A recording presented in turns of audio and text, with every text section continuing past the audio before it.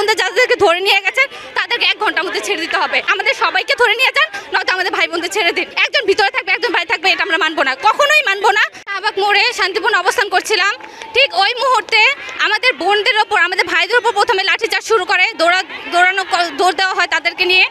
তারপর আমাদের বোনদের ওপর জল কামান নিক্ষেপ করা হয়, লাঠিচার্জ করা হয়, লাথি মারা হয়। কেন এগুলো হবে? আমরা তো এই জায়গা হচ্ছে আমাদের অধিকার আদায় আসছি, কেন আমাদের উপরে এইগুলো হবে? আগে ফেজি সরকার আমলেও পুলিশ আমাদের উপর নির্যাতন করেছে, এখনো সেই পুলিশ আমাদের উপর নির্যাতনই করছে। তাহলে পার্থক্যটা কোথায় আমাকে বলেন, কোথায় পার্থক্য?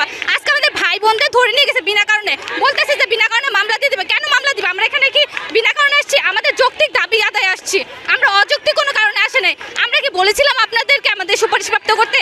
কখনো বলি নাই। আপনার মেধায় দিতেন, তখন কি আমরা বলতাম যে আপনারা কেন মেধায় দিয়েছেন রেজাল্ট? আপনারা কোটায় দিয়েছেন কি মেধায় দিয়েছেন সেটা আমাদের জানার দরকার নেই। আমাদের আপনারা সুপারিশপ্রাপ্ত করেছেন, আমাদেরকে আপনারা নিয়োগ দিবেন, সেটা হচ্ছে আমাদের দাবি। আপনারা আমাদের নিয়োগ দেওয়া না পর্যন্ত, নিশ্চিত করা না পর্যন্ত আমরা রাস্তা ছাড়বো না। আর আমাদের ভাই বোনদের যাদেরকে ধরে নিয়ে গেছেন তাদেরকে 1 ঘন্টার মধ্যে ছেড়ে দিতে হবে। আর যদি না ছাড়েন তাহলে আমরা আমাদের সবাইকে ধরে নিয়ে যেতে হবে।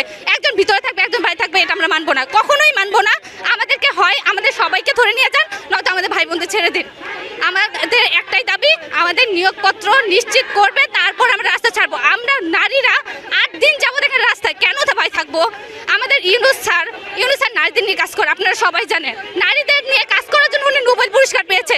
সেই উনি যখন আমাদের প্রধান উপদেষ্টা, উনি সরকারের প্রধান উপদেষ্টা থাকাকালীন নারীরা তাদের অধিকার থেকে বঞ্চিত হচ্ছে। কেন বঞ্চিত হবে? কেন বঞ্চিত হবে? সেই প্রশ্নের উত্তর পুরো সমাজ জাতিকে দিতে হবে, শুধু শিক্ষকদের না, পুরো সমাজ জাতিকে দিতে হবে। আমরা কেন বঞ্চিত হব?